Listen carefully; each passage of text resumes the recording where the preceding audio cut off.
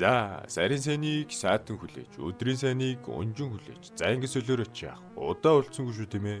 Юу яцхан та? Тавлаг үзтгий. Өнөөдөр та нартаа Тэнгэрийн аан гэх Ричард Рассел түүний гуниг түүхээс хуваалцгаар бэлтлээ. За одооноос Ричард гээл дуудаа явууч. 2018 онд Ричард Сидл Токомо олон улсын нисэх онгоцны буудлаас шууд 76 хүний суудалтай зорчигч тээврийн онгоц суулгаж улмаар осолцсон тухай тэр жилээр шүүгүүлээд амжсан юм. Тэр цагаас хойш Тэнгэрийн ангийн хочиг мөнхлөөд амжсан юм. Түүнийг амарч Альпийн усны нислэгийн сургалтгүйгээр яаж онгоцоо агаарт нисгэгвч хүмүүс тэнтгүүл шүүгцгааж байна.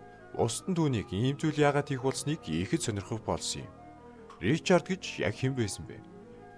Ричард нь Alaska Airlines-ийн охин компани болох Horizon Air компани газрын үйлчилгээний ажилтан байсан бөгөөд онгоц суулгайлж улмаар осолцсон юм. Түүний бичснээр Russell Florida-гийн Key West хотод төрж 7 настайдаа Аляскагийн Whistler хотод нүүж ирсэн юм. Ричард Орегон-ийн Кейсби дэх баруун өмнөд Орегон нийгэмлэгийн коллежид сурж байхдаа ирээдүйн эхнэр Хана Стрэнертэй танилцсан юм. Осууд гэр бүлийнхэнтэйгээ ойр байхын тулд Вашингтон руу нүүхээс өмнө 3 жилийн турш талх нарийн бовны газар ажилласан байна. Бид өөрсдийгөө нарийн бовны мэрэгчлэлтэн гэж үздэг тул ойчиг болгондоо шинийг туршиж үзэх хэрэгтэй гэж Ричард бичиж байжээ. Ричард Horizon Air-д ажиллаж байсан Аляска руу гэр бүлтэйгээ ойр ойрхон аялах боломжийг олгосон байдаг. Horizon-д газрын үйлчилгээний агентаар ажиллаж байхдаа Russell Вашингтонын их сургуульд элсэн орж 2017-д нийгмийн ухааны чиглэлээр төгсөөд амжсан юм. Ричард нийгмийн шинжилгээ ухааны бакалаврын зэрэгтэй холбогдсон байгаль удирдах албан тушаалтай ажиллана. Эсвэл офицер болж зэрэгт элсэх боломжтой гэж 27 настайдаа бичиж байсан юм. Харамсалтай нь Ричард эдгээр зорилгодоо хүрч амжилтгүй таалал төгссөн юм. 2018 оны 8 дугаар сарын 10-ны өдрийн 14 цаг 36 минутанд газрын үйлчилгээний ажилтан Ричард Рассел Horizon Air компани онгоц ачаач ирэх хуваар ёсоор Сидл Токомо олон улсын нисэх онгоцны буудалд ирсэн юм.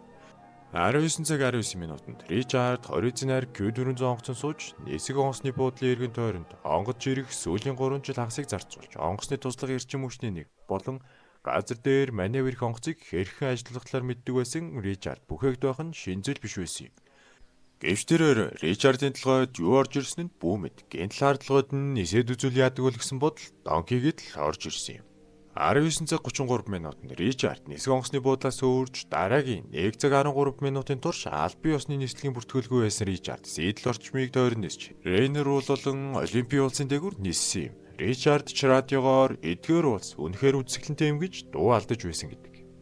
20 цаг 46 минутанд түүний онгоц Puget Sound дахь Getro арал дээр осолдож Ричард нас барсан ээж. Тэр дөнгөж 28 настай байсан. Холбооны мөрдөх төвчөөний хэвлэлийн мэдээг Ричард зориудаар осолдсон байна.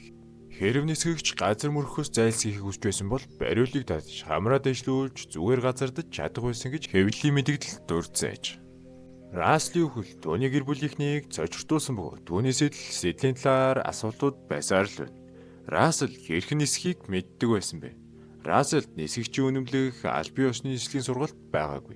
Гэсийн эдэж тэрээр ажлынхаа ачаар онгоцыг хэрхэн ажилуулах талаар анхан шатны мэдлэгтэй болоод амжсан юм. Нислэгийн удирдагч Ричардаас онгоцоор нисгээд тухтайгаа эсгийг асуухад тэрээр энэ үнэхээр тесрэлттэй байна. Би өмнө нь видео тоглоом тоглодог байсан болохоор би юу хийж байгаагаа баг зэрэг гадарлана гэж хариулсан юм. Холбооны мөрдөх төвчөөний мэдээлснээр Ричард мөн нислэгийн зааварчилгааны видеог онлайнаар хайж байсан ч нислэгийн талаар мэдлэг нь хязгаарлагдмал байсан гэж мэдэгдсэн. Ричардын үхлийг амиа оруулсан гэж үзсэн бөгөөд мөрдөн байцаалтын дараа үхлийг санаатай гэж дүгнэх хангалттай нотлого баримт байгаа гэж эмнэлгийн шинжилгээний газраас мэдэгдсэн юм. Ричард нислэгийн үеэр би барил эргүүлэх гэж оролдох болно. Хэрвээ энэ нь сайн болвол би зүгээр л хойшуугаа доошлуулж унах болно гэх мэт хэд хэдэн мэдээлсэн бөгөөд энэ нь түүнийг осолдох хүсэлтэй байгаагаа илэрхийлсэн гэж үзсэн юм. Ричард онгоцыг хулгайлж сөөрүүлэхийн тулд ганцаараа ажилласан бөгөөд холбооны мөрдөх төвчөөний мэдээлснээр мөрдөн байцаалтын өргөн үрэтийн үйл ажиллагаанд зөвшөөрлгүй нислэлийг төлөвлөх эсвэл хэрэгжүүлэлттэй холбоотой нэмэлт субъектуудыг илрүүлж чадаагүй байж. Ричард яагаад онгоц сулгайлсан хэсэд тодорхойгүй байгаа ч яагаад онгоц сулгайлж сөрүүлсэн байж болох талаар хэд хэдэн онол байдаг. Нислэгийн үеэр Ричард өөрийн үйлдэлийнхээ хууль ёсны үр дагаврын талаар санаа зовж байгаагаа илэрхийлсэн юм. Энэ бол насан туршдаа шорон цухтай адилах тийм ээ. Энэ шийтгэл нь аж ахуйн тохиргоо гэж агаарын хөдөлгөөний удирдлагт хэлсэн юм. Шатхууны түгшүүр нислэгийнхээ туршид Ричард шатхуун дуусчих үе эсвэл онгоц нь ямар нэг зүйл буруу байна гэж санаа зовж байгаагаа илэрхийлсэн юм. Шатхуун хурдан дуурж байгаа тул би харахаа болох хэрэгтэй гэж тэр хэлж байсан юм. Өөр нэгэн таамаглал нь биеийн таагүй байдал чиг баримжаа алдагдж хосолдсон байж болзошгүй гэх таамаг юм. Тэрээр хөөрхтөн дотор нь өвөрхөж бөөлжснөө мэдэгдсэн байна. Ричардд ажил нь таалагддаг байсан уу? Ричард 20 нарийн ажлынхаа аялал дээр дундаа Алескар гэр бүлийнхэнтэйгээ уулзгаар аялах зэрэг олон давуу талтай байсан. Гэхдээ тэр бас цалин дутуу байгаа талаар гомдлсон байдаг. Ричардын баг Сидлийн стандартын дагуу хөдөлмөрийн хөлсний доод хэмжээ $15-оос доогуур зээл авдаг байсан бөгөөд энэ тухайгаан тэрээр агаарт байхдаа мэдгдсэн юм. Яг яагаад ингэж усалдаг болсон? Ямар ч тодорхой баримт байдгүй хүүд хүмүүс түүнийг хагаарт нисж явахыг маш чадварлаг гэж маш олон бичлэг лайв хийсэн байдаг.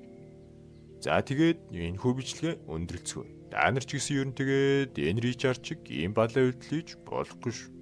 За дараа үлдэтлээ 4 баяртай.